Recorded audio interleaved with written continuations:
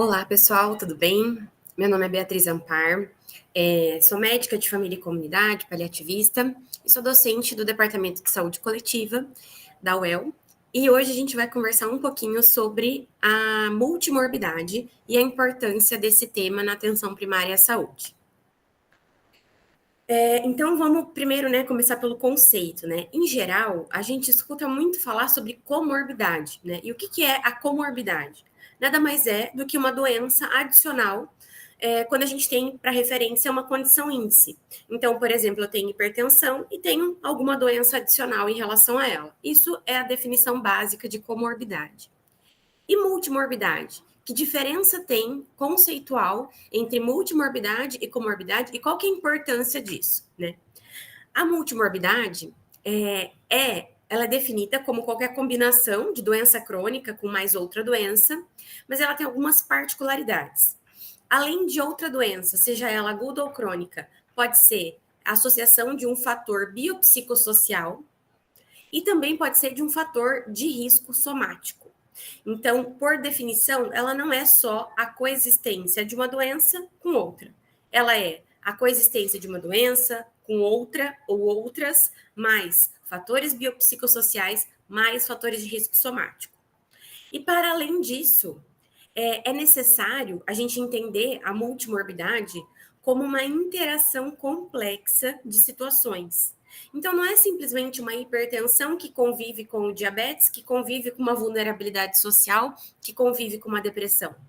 São esses 4 fatores que eu acabei de citar, tendo uma interação complexa entre eles. Então, por exemplo, a depressão dificultando o tratamento, a adesão ao tratamento da hipertensão, o diabetes causando mais lesão renal em uma pessoa já hipertensa prévia, que já teria esse fator de risco. Então, não é nada simples, resumindo, é isso, né? É uma interação muito complexa entre essas condições que confere, né, aos nossos pacientes, aos nossos usuários, uma condição complexa de ser cuidada. E por que isso é uma coisa muito importante para nós, em especial na atenção primária à saúde, né? Qual que é o tamanho do problema que a gente tem? Dentro da medicina de família e comunidade, esse manejo da multimorbidade é prática diária. Então, diariamente, se você pegar a agenda, a lista dos nossos pacientes que a gente atende, você vai estar manejando multimorbidade. E nós precisamos de algumas ferramentas para lidar com isso. A maior parte das consultas na APS envolve pacientes com múltiplas doenças que guardam interações complexas entre si. E tem um estudo aqui que eu trouxe que foi feita uma amostra aleatória de pacientes com 18 anos ou mais. Qual foi a prevalência que nós encontramos? 58% com múltiplas doenças crônicas, e esse grupo foi responsável por 78% de todas as consultas. Ou seja, além de ser uma porcentagem alta dentro da população, é uma porcentagem muito alta de demanda de consulta. E por que será que essas pessoas têm uma alta demanda de consulta, né? Chegando a ocupar 78% da agenda?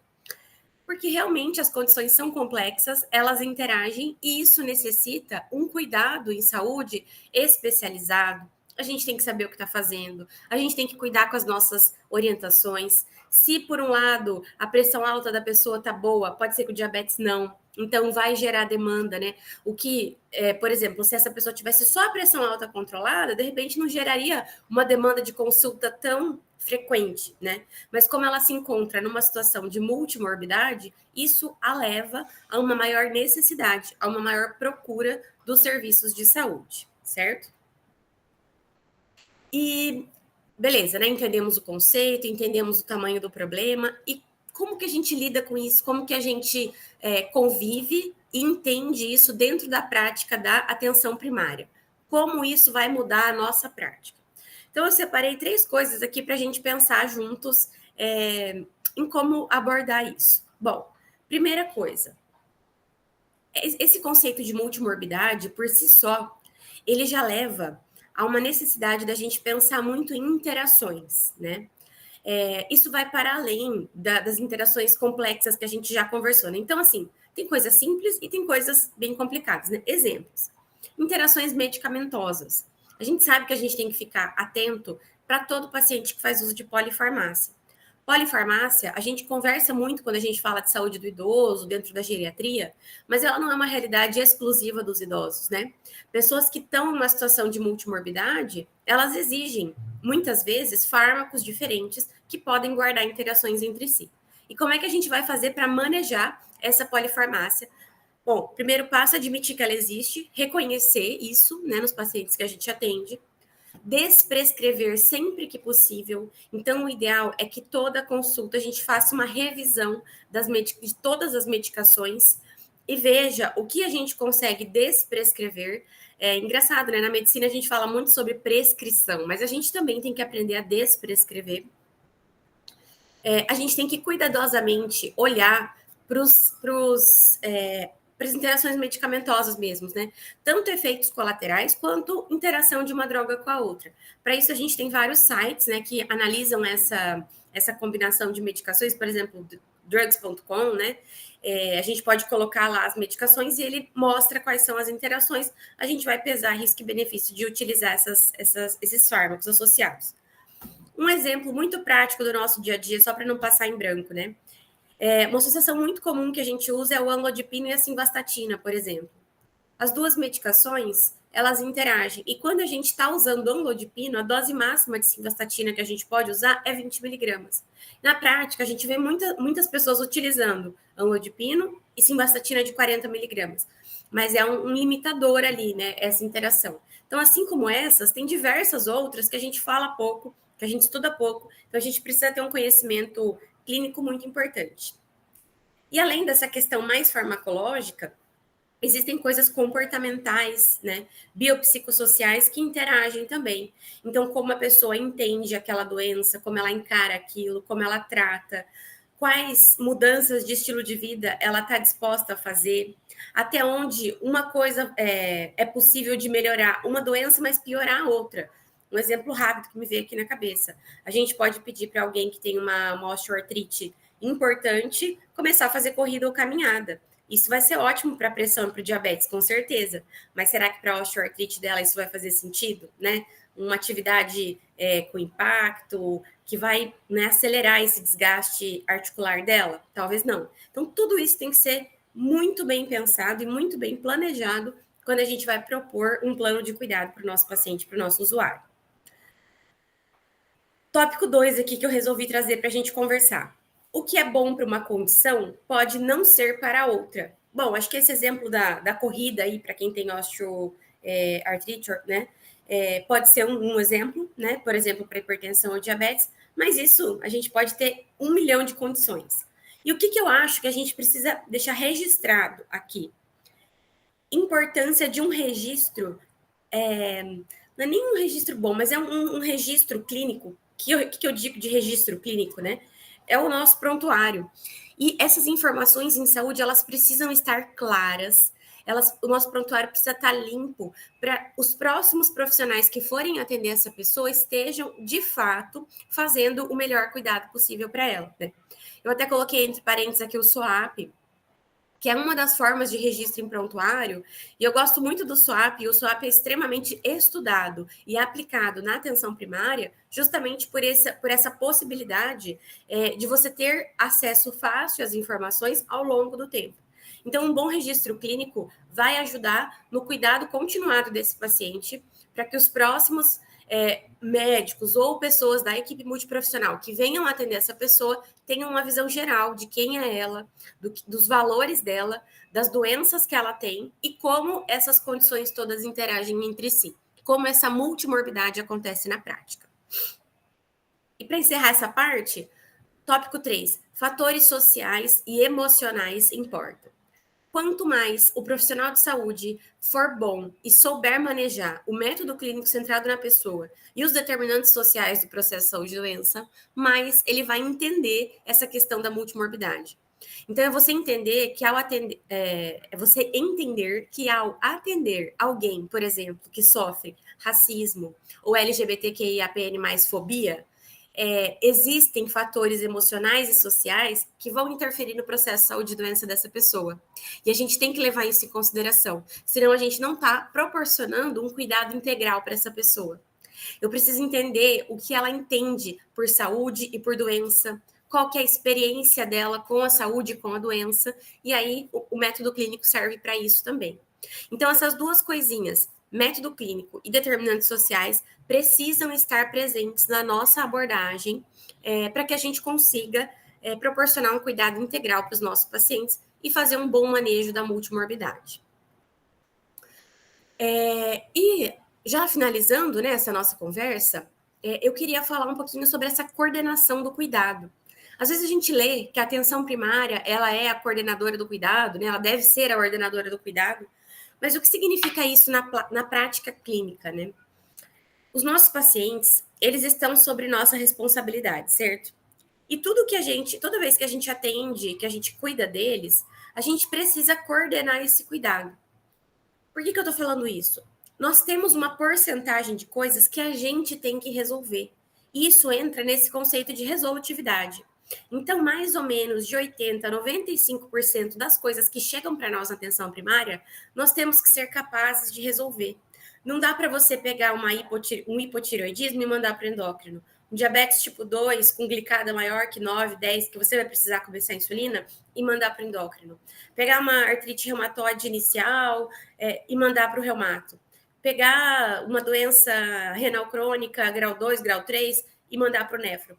Se você fizer isso, você está fazendo uma prática de fragmentação do cuidado muito grande. Você não está olhando para a multimorbidade e fazendo a gestão dela. Você não está sendo recurso da sua população. Você não está sendo resolutivo.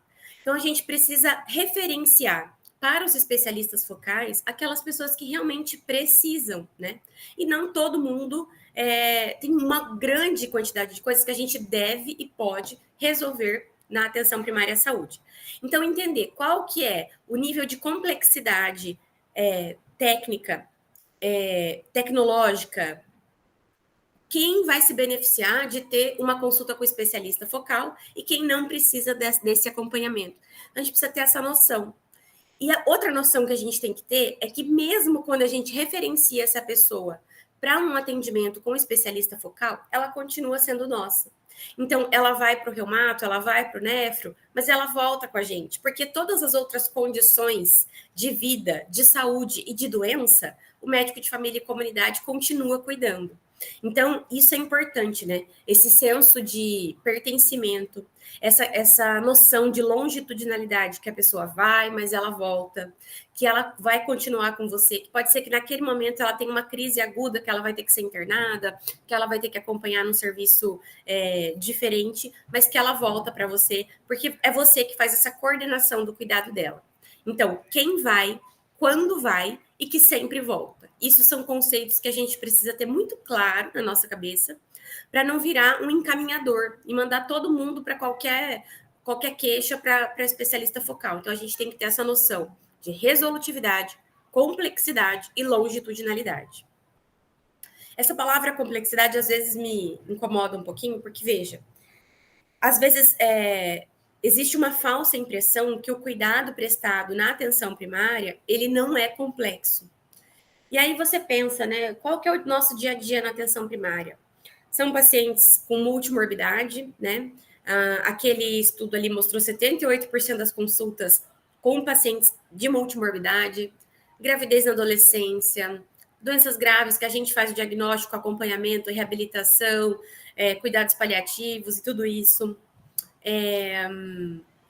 violências, negligências, e tudo isso tendo vínculo com a pessoa. Então, esse tipo, dá para falar que esses exemplos que eu dei são exemplos de condições clínicas não complexas? Não dá, né? Então, a gente tem que ter a clareza que a atenção primária, ele é um nível de alta complexidade, mas de baixo nível tecnológico. Então, nós não temos recursos tecnológicos de alto nível. E isso pode ser, inclusive, por exemplo, em prova de residência, sei lá, uma pegadinha, né? Falar que não tem complexidade a atenção primária.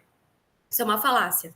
A complexidade é alta. O que é baixa é a tecnologia, né? A gente não conta com recursos diagnósticos, recursos terapêuticos de ponta. O que a gente mais tem ali é vínculo, uma boa história clínica, um bom exame físico, uma longitudinalidade.